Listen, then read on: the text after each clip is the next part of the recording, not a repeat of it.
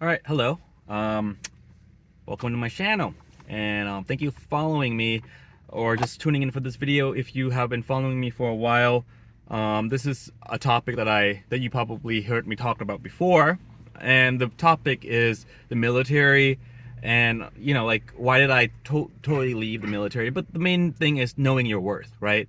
And it's very easy when you're in the military for so long to be brainwashed into um, kind of submitting to everything, right?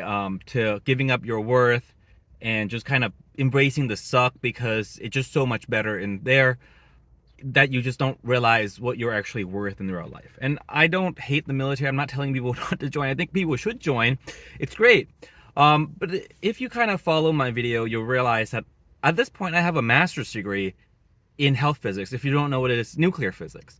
So I have a master's degree in nuclear physics. If you go back and watch some of my videos, a lot of it is nuclear projects that I've been making, like presentation on nuclear treatments, nuclear protection, and all these different things, which is quite a high level of skills to be able to do that in education that not a lot of people have.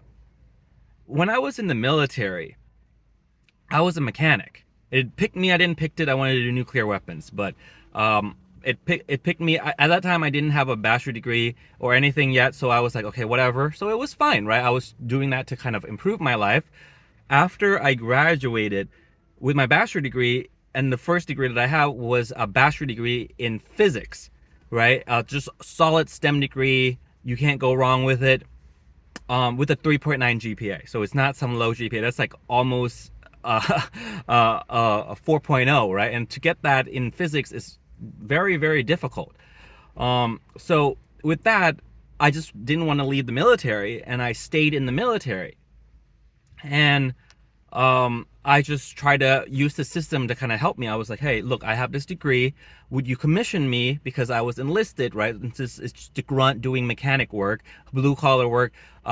Being an officer, kind of do more of those type of management position, or those type of like engineering and physics type of thing that would do research, right? So I was like, would you commission me? And they were like, they were just twiddling their thumb. They didn't want to do it. I went to take the test. I would pass the test, and like it got to the point where at other bases, other branches wanted to commission me, while the Air Force just wouldn't do it, and they wouldn't let me go either. They make it really difficult. So it's because of, one, they already have you. Because they already have you, they don't feel the need to give you better position because they don't think that you're going to leave, right? And it's not impacting their numbers. And the way the military works is that most of these commissioning slots for the officer comes right out of ROTC, or the Air Force Academy. The OTS route, which is direct commissioning, comes comes to the people who have, let's say, like, our leftovers, right? Our leftovers people. And then the people who they would rather have is people who are already on the outside, who they don't have in their system. They want someone who's new because they already have you, right? And at a certain point, it was really hard for me to understand that my worth as someone who has a master's degree in nuclear physics shouldn't be doing grunt work as someone who's that low ranking, right? And that's just something that you just need to know and understand as a military. Well, I definitely think that you should use the military as a stepping stone, but at a certain point, you should, if you love the military, you should try to see if you can get what they want to give you. But if they refuse, like I did, you should just know your worth and leave. And that's what I did, right? And I was ultimately pushed out because of racism and discrimination, because I was flying up too much. At that time, I was very studious. I was getting my master's in nuclear physics, which caused a lot of jealousy, right? People think that I think that I'm better than them, right? And people would say, like, well, what's so important about some smanchy degree that, like, everyone and their mother has these days, right? Or something like that, like experience outweigh, education any days type of thing. And I think in some sense there's some truth to that, but when it's being given in such a from a place of insecurity, which is what it was coming from, that's not where it was coming from, right? It was not coming from true intention. It was coming from just jealousy and envy, and inferior complex, just kind of insecurity. But automatically what actually happened, if you kind of story my story, if you kind of watch some of my videos, is that I was harassed because of my skills in my language, right? I can speak Thai. I am Asian. I'm half Thai.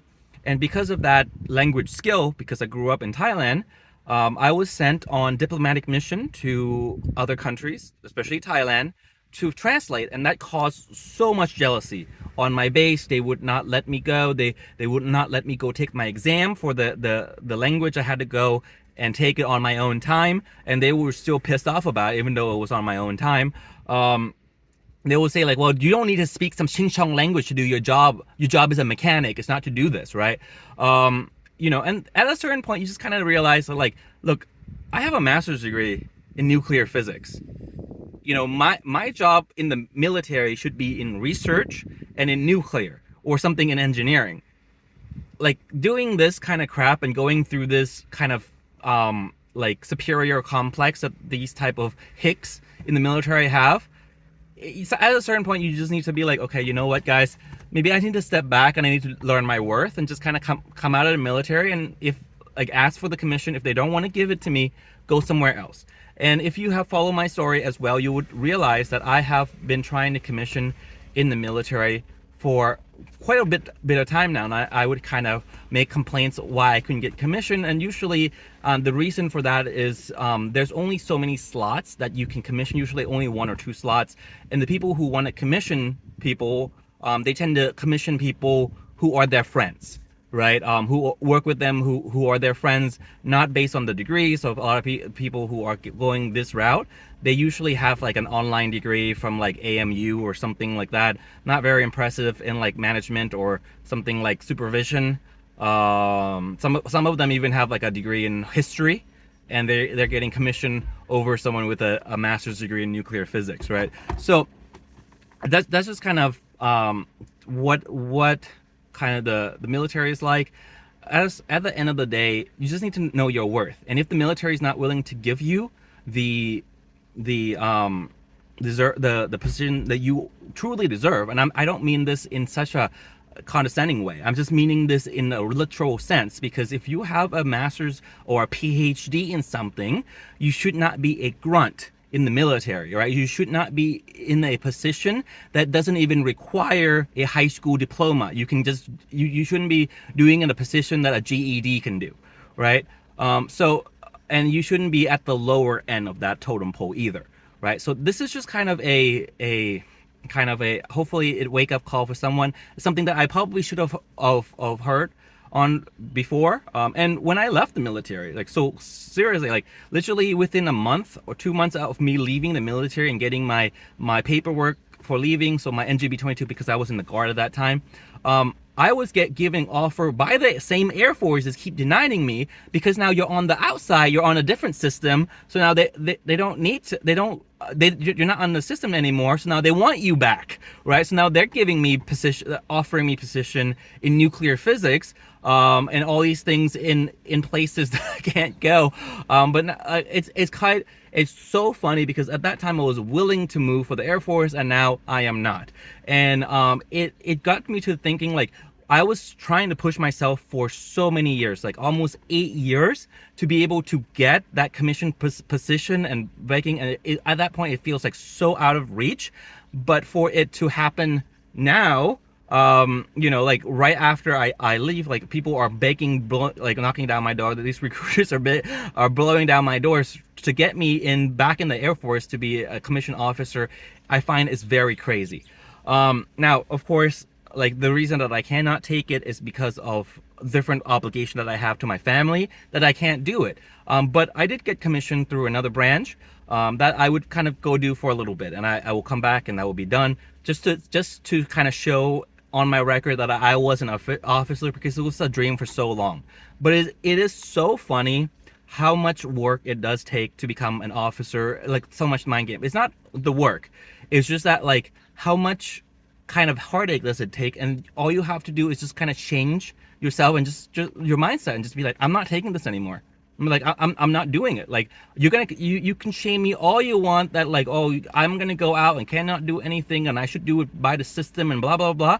But when I say no, I'm not playing by the rule anymore. I'm not playing this game that you have up for me anymore. Suddenly you get like such a, like, suddenly you just win the game, right? Because you refuse to do it. You suddenly given the position that you've been craving. It just takes you to not play the game anymore that they want you to play, right? And that's just kind of how the military is, right? The military is all about brainwashing, right? It's about brainwashing you to not realize what your worth is. It's about scaring you into leaving, shaming you. So if you're in the military, you know that people around you, especially your leadership, look down on people or say things in very disparaging manner of people who leave the military, saying that, you know, they just couldn't tough it out, or, you know, like, well, I'll thank you for your service, but I feel like, you know, you're not fully committed, or like, oh, blah blah blah blah.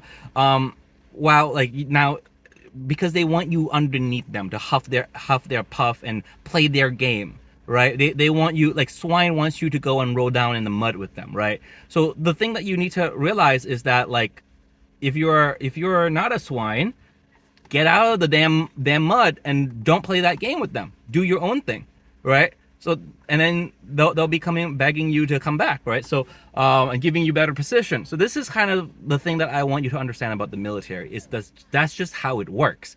That's just how it works. They'll promise you the moon and the stars, that, like, oh, well, just work for 1 more year, 2 more years, you'll commission in 2 years, guarantee. I have been told that, like, ever since I joined. Just 2 years, you know, just 1 year, just make the connection, do this, submit this in, go through a bunch of, like, put your package together, which is like a book, and then, like, you know, eventually, and then get denied over and over and over again, go through multiple boards and getting denied and getting, like, broken down, just to be like, I'm not playing this game, I'm leaving. And then they're coming back and breaking down my ball. Here, take this position. Take this position. I want to give you this.